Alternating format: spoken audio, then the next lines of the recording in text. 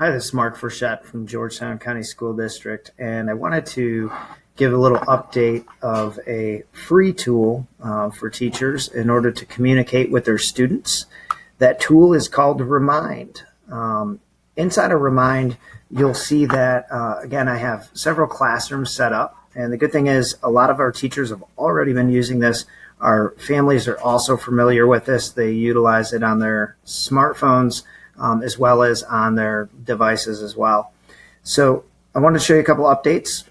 First, in Remind, one great thing for this is that if I go to my settings, because I wanted to be able to, if I click on Account and I go down here to Communication, and I want to use this throughout the year to just use it as a one-way communication tool, I'm going to come down here and I'm going to deselect where it says allow replies to your messages. This way students cannot respond back to any of the messages that I send out, but it's purely me just kind of pushing out information to anyone that's signed up in my Remind classes. I'm going to come over here to another new feature that's under Accounts, and that's going to be Connected Services. Inside our connected services, you're going to see that there are apps that are built in that you can connect. So there's several that you can choose from, including Flipgrid, OneDrive, Google Classroom, and Google Drive. For the purposes of this, I'm going to connect our Google Classroom. You'll notice that I get prompted to sign in with my Google account, my organizational Google account. So I'm going to click on that, and I'm just going to allow this just like any other app. And since I'm already logged into Google and signed into my account, you'll see that my Google Classroom has been added. I can do the same thing with my Google Drive if I wanted to connect that, and again, send out resources this way as well. So I'm going to go back to, the classroom, and I'm going to use this e-learning demo today. Inside this e-learning demo, one of the things that I want to do is I want to show you how I can make announcements. I've got 3 people that are in my class, 3 different students. And again, if I'm going to send a message, I can just come up here, click on this pencil, and it's going to ask me, okay, who do you want to send the message to, which class? So I'm just going to select this e-learning class. I'm going to hit continue, and then I'm going to type out my message. Once I've typed in my message, I'm just going to go down here. And again, if I wanted to connect an assignment from Google Classroom, this is what's great. I can click on Google Classroom. It's going to go ahead and ask me to sign into my account. I'm going to hit allow again. And it's going to go ahead and allow me to pick from all of my classes once it gets done loading. And I can pick from all my classes. I could drill down to an assignment, and I could actually insert that. So that way people can see that. For this, I'm just going to send out this basic message. I'm going to hit send. And you'll notice that this message appears down on the bottom right down here under our e-learning demo. Both of my students had received that. Now, if they wanted to reply to me on this, they wouldn't be able to yet. There's one more step that I need to take. So on e-learning days, if I want to use this as a two-way conversation piece, so that way students could ask me questions, I can just come back up here to my account.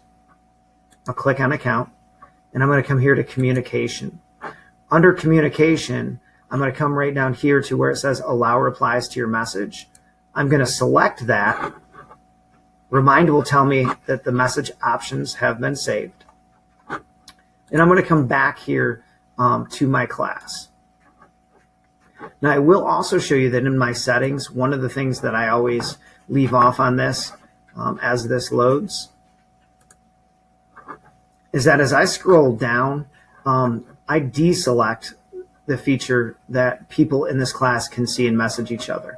I don't want them to have that feature, so I'm going to leave this off.